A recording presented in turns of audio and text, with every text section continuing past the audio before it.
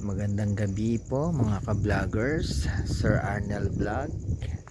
Yan, kung natatandaan nyo po last year, ako ay nag-vlog nito kung paano makaka-acquire yung gustong magkabahay through pag-ibig.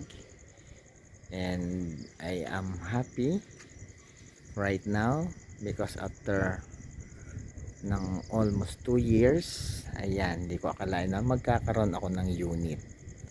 Nakuha po sa tiyaga, pagtitipid.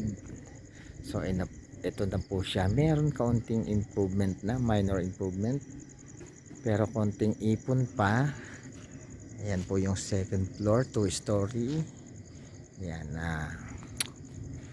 yan, umeksena pa po yung aking tricycle na nabili. Ayan, so hindi ko pa maipakita sa inyo yung loob, pero lalayo po akong konti para makita ng buo. Ayan, yan po yung aking 54 square meters na bahay. So hopefully bigyan ko pa siya ng mga improvement kapag pasok pa sa budget.